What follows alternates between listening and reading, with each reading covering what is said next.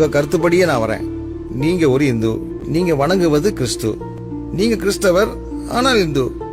அதெல்லாம் இருக்கட்டும். ஆனா அந்த கிறிஸ்து இந்துவா? அவர் வெள்ளைக்கார கடவுள் தானே? அவர் வெள்ளைக்கார கடவுள் இல்லை. இயேசு கிறிஸ்து பாலஸ்தீனத்தில் பிறந்தவர். அது ஆசியா கண்டத்தில் இருக்கு. அவர் ஆங்கிலம் பேசவில்லை. அவர் பேசிய மொழி அரமேயம். இயேசு கிறிஸ்து என்பதற்கு ரட்சகர் என்று பெயர். அவர் உலக ரட்சகர் என்று வேதாகமம் சொல்லுவார். அப்போ நீங்க சொல்றபடி பார்த்தா அவர் இந்தியர்களுக்கு மாத்திரம் கடவுள் அல்ல, அவர் உலகத்தின் கடவுள் என்றால் ஏன் இந்தியாவில் அவரை முக்கியப்படுத்துறீங்க? இந்தியாவும் உலகத்துல தானே இருக்கு. இந்தியா இந்துக்களுக்கு மட்டுமே என்று சொன்னால், இந்தியாவை படைத்தது இந்து கடவுள் என்றால் வெளிநாட்டை படைத்தது யார்? இந்து மதம் என்றால் இந்திய மதம் என்று பொருள். உலகில் எங்கும் அமெரிக்க மதம், இங்கிலாந்து மதம் என்று ஒன்றுமே இல்லை. இப்படி நாம் பார்க்கும்போது கடவுள் பலராக தெரியும். எல்லா கடவுளும் ஒன்றுதானே? இல்லை, எல்லாருக்கும் ஒரே கடவுள்.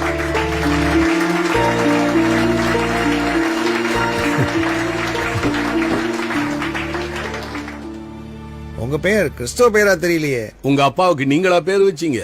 ஐ அப்ஜெக்ட் திஸ் யுவர் ஆனர். இல்லையா, நான் ஒரு உதாரணத்துக்கு தான் கேட்கிறேன். Your honour. பப்ளிக் ப்ராசிக்யூட்டர், உங்க ஆன்சர்? என்னங்க நீங்க பேசுறது குதர்க்கமா இருக்க. அப்பாவுக்கு புள்ள எப்படி பேர் வைக்க முடியும்? அதேதான் நானும் கேட்கிறேன். கடவுளுக்கு மனிதர் பெயர் வைக்க முடியாது. நீங்கள் சொல்லுகிற பெயரெல்லாம் மனிதன் கடவுளுக்கு வைத்த பெயர். இயேசு என்று பெயரிடுவாயாக என்று பிதாவின் இடத்திலிருந்து கட்டளை வந்தது. இம்மானுவேல் என்று அழைக்கப்படுவார் என்றும் பிறப்பதற்கு முன்பாகவே பெயர் வைக்கப்பட்ட ஒரே கடவுள் இயேசு கிறிஸ்து. இந்து பெயர், கிறிஸ்தவ பெயர் என்று ஒன்று கிடையாது.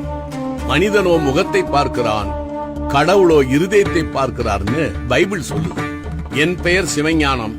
சிவம் என்றால் அன்பு. கடவுள் அன்பாயிருக்கிறார் என்றும் கிறிஸ்துவே ஞானம் என்றும் வேதம் சொல்லுகிறது. ஐ மீன் த பைபிள். ஆகையால் என் பெயர் கிறிஸ்தவ பெயர் தான். என்னுடைய மகனின் பெயர் குமரன். பிதா, குமாரன், பரிசுத்தாவி. இப்படி பார்த்தால் அவனுடைய பெயரும் கிறிஸ்தவ பெயர் தான். கனம் பொருந்திய நீதியரசரான ஐயாவின் பெயர் வெங்கடாசலபதி. வெம் என்றால் பாவம், கடம் என்றால் கடப்பது, அசலம் என்றால் மலை. உதாரணம் ஹிமாச்சலம், விருதாச்சலம். பதி என்றால் புருஷர், மலையின் மேல் பாவத்தை கடந்த புருஷன் அர்த்தம். அப்படி பார்த்தால் அதுவும் கிறிஸ்தவ பெயர் தான். உங்களுடைய பெயர் நாராயணன். நார் என்றால் நீர், அயனம் என்றால் படுத்துக் கொண்டிருப்பது. ஆவியானவர் ஜலத்தின் மேல் அசைவாடிக் கொண்டிருந்தார் என்று வேதத்தின் 2வது வசனம் சொல்லுகிறது. நாராயணன் என்றால் பரிசுத்த ஆவி என்றும் அர்த்தம். This is for your kind information. நீங்கள் இப்படி பேசுவது மத பிரச்சாரம் இல்லையா? இது மத பிரச்சாரம் அல்ல. ஏனென்றால் கிறிஸ்தவம் மதம் அல்ல, அது அனுபவம். மதம் மனிதன் கண்டுபிடித்தது. இயேசு கிறிஸ்துவே என்னை பின்பற்றுங்கள் என்று சொன்னாரே தவிர என் மதத்தை பின்பற்றுங்கள் என்று சொல்லவில்லை. ஆன்மீகம் வேறு, மதம் வேறு. மதம் மனிதன் கடவுளை தேடுவது, ஆன்மீகம் என்பது கடவுள் மனிதனை தேடுவது. இதுதான் வித்தியாசம். நான் மதத்தை பற்றி பேசவில்லை, ஆன்மீகத்தை பேசுகிறேன். பானி, வெள்ளம், நீலு, வாட்டர், கங்கை, கூவம் எல்லாமே தண்ணீர் தான். இவை மதங்களின் பெயர்கள். எந்த தண்ணீர் நம்முடைய தாகத்தை தீர்க்கின்றதோ அது ஆன்மீகம்.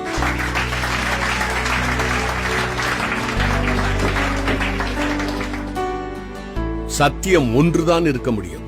அந்த சத்தியம் என்ன என்று அறிந்த பின்பு இந்த உலகத்துக்கு சொல்ல வேண்டும் என்பது கடமை. சுவிசேஷம் விதைப்பது என் மேல் விழுந்த கடமை.